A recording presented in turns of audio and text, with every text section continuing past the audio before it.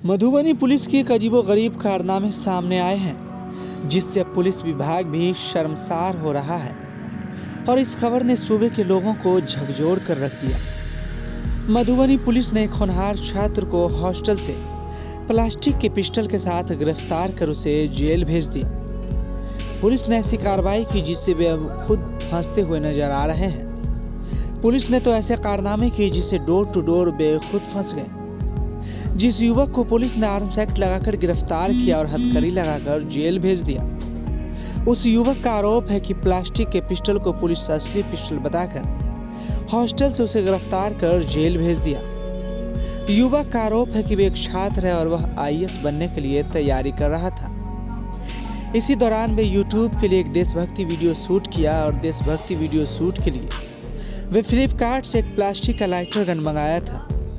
Shoot के बाद वे उस प्लास्टिक के लाइटर गन को हॉस्टल में ही रखे हुआ था।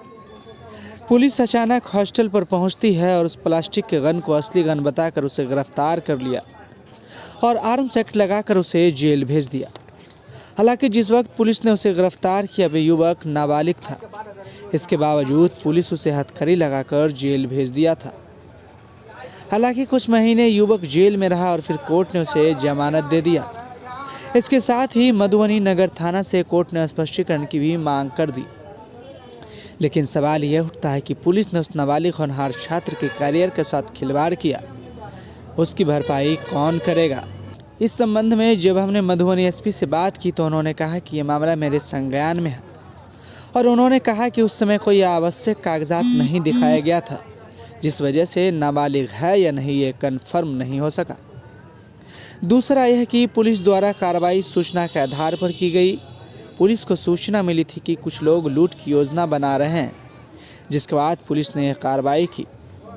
साथ ही मधुबनी एसपी ने यह भी बात मानी है कि वह गन प्लास्टिक का है, लेकिन असली गन की तरह दिखने के कारण यह कार्रवाई की गई। कोर्ट के द्वारा स्पष्टीकरण मांगने के सवाल पर उन्होंने कहा कि कोर्ट को स्पष्टीकरण का जवाब दिया जाएगा। वहीं उक्त थानाध्यक्ष पर किसी तरह की कार्रवाई के सवाल पर उन्होंने कहा कि उस समय थानाध्यक्ष ने फैक्ट के आधार पर कार्रवाई की। इस तरह के मामले में अगर थानाध्यक्ष पर कार्रवाई की जाएगी तो फिर थानाध्यक्ष काम कैसे करेगा? लेकिन सवाल अब भी उठता है, पुलिस के द्वारा उस होनहार युवक के कैरियर को ख़राब कर दिया गया, उसकी भरपाई कौन करेगा? ब्यूरो रिपोर्ट, नैतिक समाचार, मधुबनी। सर 15 अगस्त के दिवस पे हम देशभक्ति के लिए एक वीडियो बनाए थे जो कि ऑनलाइन लाइटर मिलती है और वो मंगाए थे सर। ये वाला ये मंगाए थे सर। और बहुत दिन वीडियो 15 अगस्त की वीडियो बना के हम मतलब अपने रूम में जिसमें पढ़ाई करते वहाँ पे रख दिए थे। और सर अमित कुमार जो थाना अध्यक्ष है मधुबनी के, वो हमारे रूम पे डायरेक्ट आए। किसी से साजिश थी, हमको पकड़ने के लिए आए रूम पे। और सर डायरेक्ट कुछ पूछे नहीं, उनको पता था कि ये लाइटर है, ये मतलब खिलौना है, ये जो कि ये गन नहीं है। और हमको वहाँ से उठा के ले गए थाना में बहुत गंदी तरीके से बात कर रहे थे और हमको 2 दिन लॉकअप में रखे और उसके बाद हमको 4 दिन 5 दिन के लिए जेल भेज दिया गया। उसके बाद मेरे नाना जी है, भैया जी है, वो सब कार्रवाई किए। उसके बाद हमको निकलवाए 5 दिन के बाद। सर इतना हुआ सर।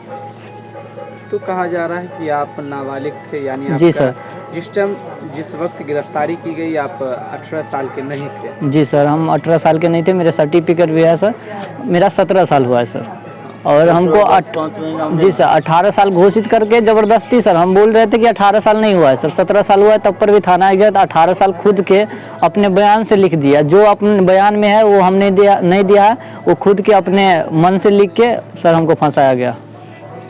जिस वक्त आपकी गिरफ्तारी की गई क्या आपने कहा था कि ये गन नहीं लाइटर है? जी सर, मैंने कहा था कि लाइटर है सर। मैंने 15 अगस्त के लिए मंगाई थी, वो भी ऑनलाइन मंगाई थी। तो सर नहीं माने, तब पर भी हमको उठा के ले गए। उसने क्या कहा?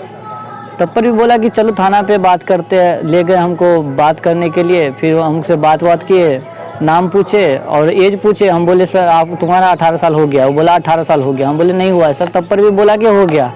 और सर हमको बयान में कुछ से कुछ डाल के फंसाया गया और जेल भेज दिया गया। क्या आपके साथ थाने पर मारपीट भी की गई?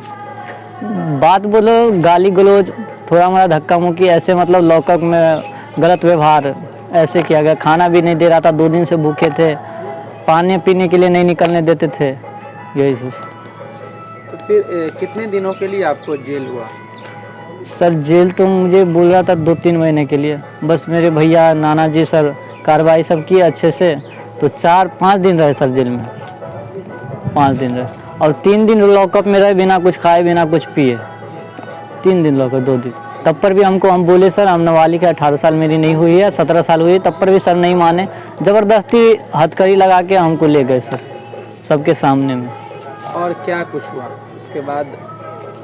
मेरे साथ सर बहुत गलत हुआ सर, हम आईएएस बनना चाहते हैं सर और मेरा ये अमित कुमार सर मेरा लाइफ स्पॉइल कर दिए। अब तो सर थाना पर से भरोसे उठ गया सर, ये सब पुलिस वाला होता है सर देश की रक्षा करने के लिए, और सर यही ऐसा करेंगे तो कितने लाइफ बर्बाद हो। ऐसा बहुत लड़का है जिनके साथ ये गलत किया है, मेरे साथ भी किया। मैट्रिक में आपका काफ़ी अच्छा मार्क्स है। जी सर। आप जीमेंस की भी तैयारी कर जी रहे सर। थे, फॉर्म फिलअप किए? जी सर, जी सर।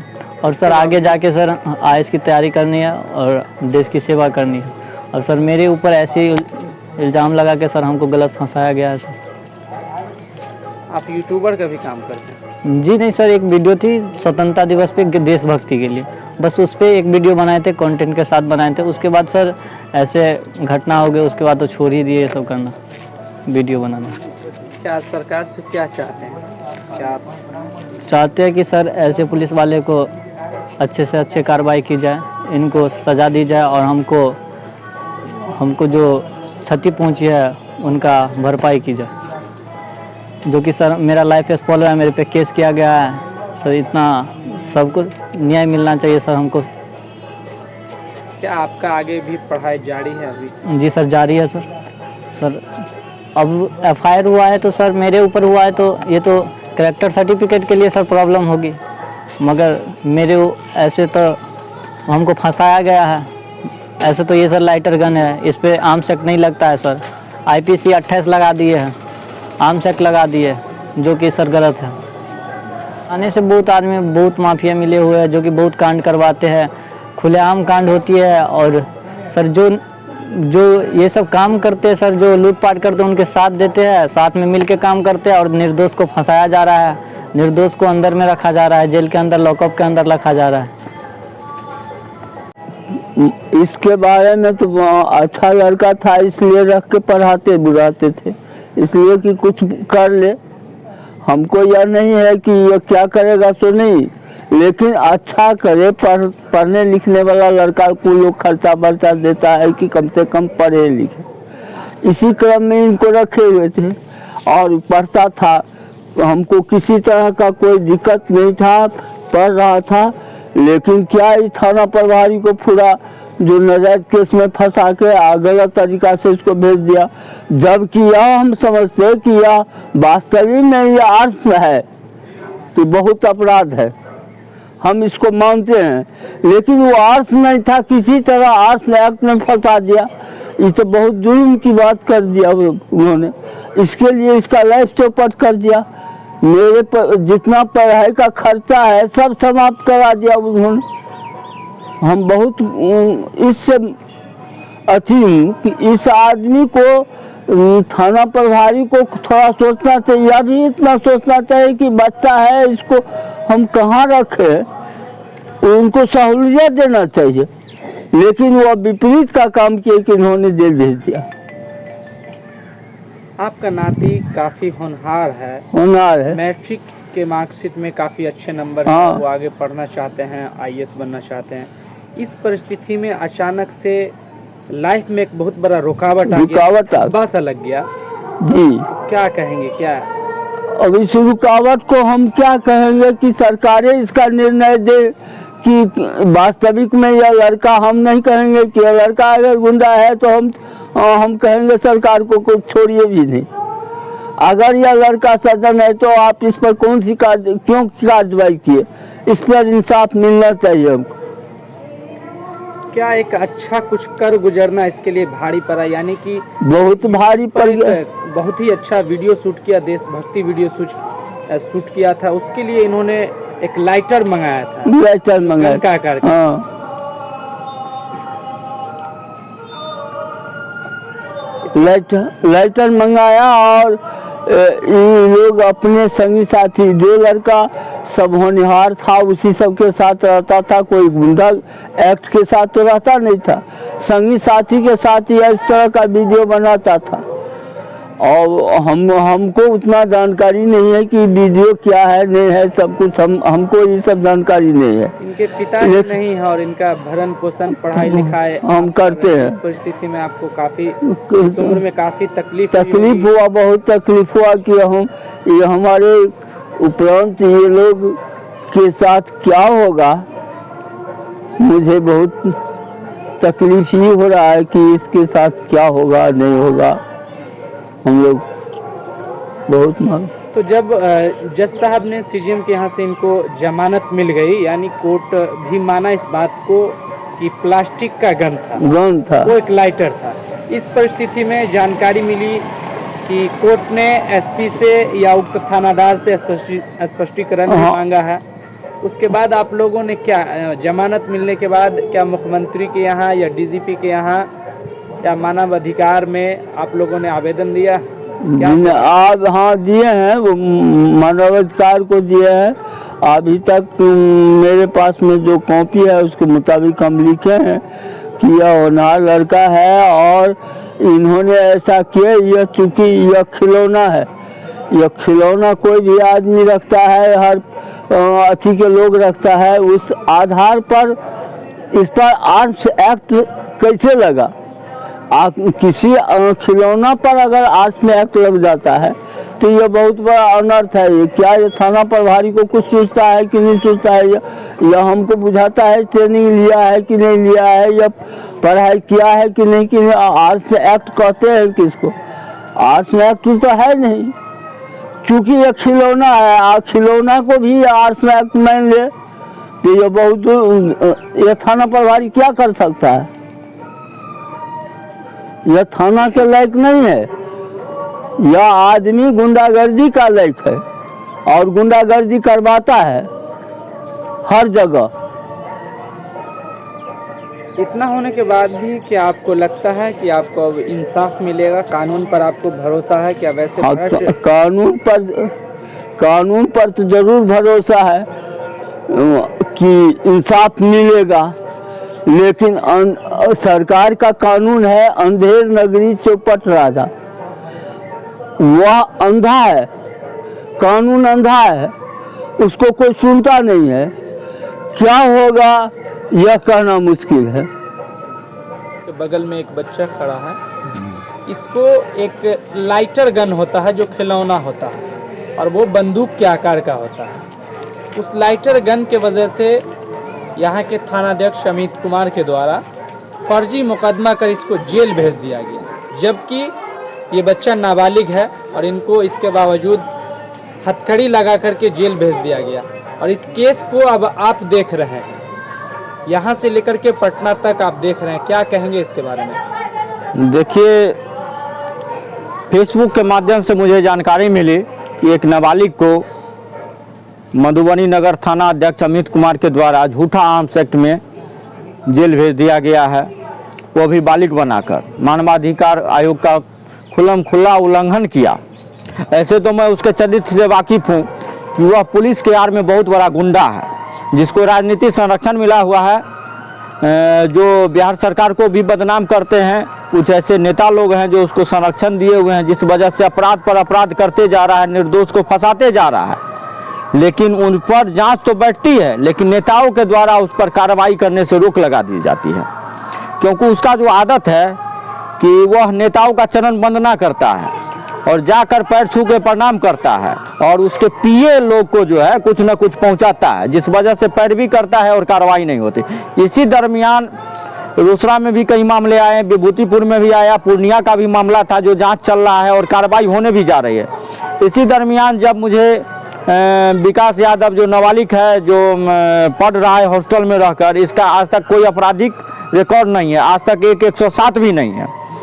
तो जब मेरे पास मामला आया तो मैंने FIR को देखा और बातचीत की तो देखा कि भाई ये तो नाबालिग है, नाबालिग को बालिग बना के कैसे FIR कर दिया गया और जेल भेज दिया गया, वो भी एक लाइटर गन को दिखाकर आर्म्स एक्ट में जेल भेजना जबकि जिससे फायर होगा उसी में आर्म्स एक्ट लगेगा, जो नॉन फायर होगा उसमें जो है आर्म्स एक्ट नहीं लग सकता है, चाहे वो प्लास्टिक का हो चाहे वो लोहे का हो। फायरिंग होना चाहिए, फायरिंग होगा उसी से जो है उसी में आर्म्स एक्ट लगेगा। इसने कानून का उल्लंघन किया, चूँकि मैं तो इसको व्यक्तिगत जान रहा हूँ कि पुलिस के आड़ में बहुत बड़ा गुंडा है, ये माफियाओं को संरक्षण देता है। अभी हाल फिलहाल आपने देखा कि मधुबनी में बहुत बड़ी वारदात हुई, दिन दहाड़े टाउन थाना के समक्ष बैंक लूट कांड हो गया और गार्ड की हत्या हो गई। 40 लाख रुपए की लूट हुई और आज तक उसमें रिकवरी नहीं है, अपराधी पकड़े नहीं गए हैं। सीसीटीवी फुटेज है लेकिन वो अपराधी को नहीं पकड़ पाया क्योंकि उसे मिला हुआ है। जितना भी अपराधी है अपराधी से मिला हुआ अपराध करवाता है, वही निर्दोष को फंसा कर ये खाना पूर्ति करता है पुलिस अधीक्षक के समय। इससे पूर्व के एसपी सत्यप्रकाश तो क्या कहें, उसको झूठ प्रकाश कहें कि वो पैसा कमाना रिश्वत थानेदार को बांधे हुए था, महीना बांधे हुए था, जिस वजह से कार्रवाई नहीं हो रही थी। अभी सुशील बाबू आए हुए हैं पुलिस अधीक्षक महोदय। एक जानकारी मिला कि जैसे ही कोर्ट ने स्पष्टीकरण मांगा, हाँ, एसपी को भी हाजिर होने के लिए और थानादार को भी हाजिर होने के लिए कहा, वैसे ही सत्य प्रकाश एसपी का वहां का ट्रांसफर कर दिया गया। देखिए, सत्य प्रकाश जी नालंदा जिले से आते हैं, उनके विरुद्ध में मैंने पिछले साल से उठा रहा हूं कि मोहम्मदपुर नरसंहार एसपी के वजह से हुई। मधुबनी में लूट कांड एसपी और थाना अध्यक्ष को संरक्षण देकर हुआ। एक भी कांड में इन्होंने उद्भेदन किया? आज तक नहीं किया। आप देखे होंगे एक बच्ची के साथ रेप हुआ, उसमें भी आज तक जो है गिरफ्तारी नहीं हुई। इस तरह एक ही नहीं, अभी 101 2021 जो मधुबनी नगर थाना था, 10 करोड़ का गबन हुआ था, उसमें अभियुक्तों को लाभ दिया गया, 167 का लाभ देकर जमानत करवाया गया। अभी मधुबनी नगर थाना 101 2022 जो बेचारे जिनकी हत्या हुई है बड़ा बाबू के नगर परिषद की, वो हत्या कोई और नहीं करवाया है, अमित कुमार थाना अध्यक्ष ने उक्त अपराधियों को छूट देकर करवाया है। इसकी जांच के लिए मैंने सीआईडी को गृह विभाग को भी दिया है, जिसमें सीआईडी के जांच के लिए लिखा गया है। उसमें डीजीपी साहब को निर्देश मिला है मुख्यमंत्री सचिवालय से कि इसका सीआईडी जांच करवाए। अब क्या लगता है कि इस बच्चे को चिंटू सिंह का साथ मिला है तो इंसाफ मिलेगा और उक्त थानेदार की गिरफ्तारी होगी, उस पर कार्रवाई होगी? देखिए, जब मुझे जानकारी मिली उसके बाद से मैं कंटिन्यू लगा हुआ हूँ। ये लोग मेरे संपर्क में और मैंने सब जगह लिखित दे दिया है और इनका जो भी मामला आया है सारे को मैंने डीजीपी से लेकर आईजी से लेकर एसपी वर्तमान एसपी साहब को मैंने भेज दिया है और उम्मीद ही नहीं पूरा विश्वास दिलाता हूँ कि इसमें कार्रवाई होगी और ऐसे भ्रष्ट थानेदार को बर्खास्त किया जाएगा, क्योंकि यह मामला हाईकोर्ट भी जाएगा अब। और 15 जून को यदि 15 जून से पहले उक्त थाना अध्यक्ष पर कार्रवाई नहीं करते हैं पुलिस विभाग, चाहे पटना पुलिस मुख्यालय, चाहे आईजी दरभंगा, चाहे एसपी साहब मधुबनी नहीं करते हैं, तो 15 जून से मैं अनशन पर बैठने जा रहा हूं पुलिस महानिरीक्षक दरभंगा के समक्ष, सभी लोगों को लेकर, जिन लोगों को निर्दोष में फंसाया गया है उन सभी को लेकर अनशन पर बैठने जा रहे हैं। आपको कानून की जानकारी है? इस परिस्थिति में जिस तरीके से फर्जी केस कर जेल भेज दिया गया, क्या उक्त थानेदार पर किस तरह की कार्रवाई होनी चाहिए और कानूनी प्रावधान है कार्रवाई का? देखिए, सबसे पहले पुलिस मैनुअल में है कि निर्दोष को फंसाना नहीं चाहिए, दोषी को बचाना नहीं चाहिए। पुलिस मैनुअल का तो उसको ज्ञान ही नहीं है, क्योंकि वो तो अपराधी से थानेदार बन गया, पैसा के बल पर बन गया। और कोई भी यदि संविधान से चलता है, कानून से बड़ा कोई नहीं है और कानून के जद में आकर इस पर कार्रवाई होगी। निश्चित ही एफआईआर उक्त थानेदार पर होगी और गिरफ्तारी भी होगी, क्योंकि जितना वो कांड कर चुका है वो छोटा मोटा कांड नहीं किया है। इस पर अभी तक 15 से 20 कांड ऐसे मामले हैं जो निर्दोष को फंसाने का काम किया और अपराधियों को बचाने का काम किया है।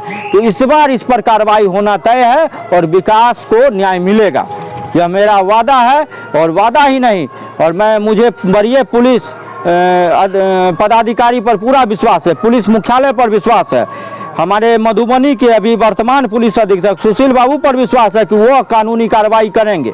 यदि कार्रवाई नहीं करते तो आज 4 स्पष्टीकरण उनका निकला हुआ है। मधुबनी नगर थाना 101-21 में, 164 2022 में और भी कई मामले हैं, 163-21। उसके बाद आपको जो है क्या कहते हैं, इसमें 319 2021 में भी इस पर स्पष्टीकरण निकला हुआ है। रोसड़ा में भी 338-19 में, जिसके विरुद्ध में आईजी साहब ने रिपोर्ट किया है। तो निश्चित ही जितने मुद्दे हैं उस मुद्दे को लेकर यदि हाई कोर्ट जाते हैं, पुलिस मुख्यालय जाते हैं, तो उसकी बर्खास्तगी होना तय है। अब समय जो लगे। क्या नाम हो गया आपका? रविन्द्रनाथ सिंह उर्फ चिंटू सिंह।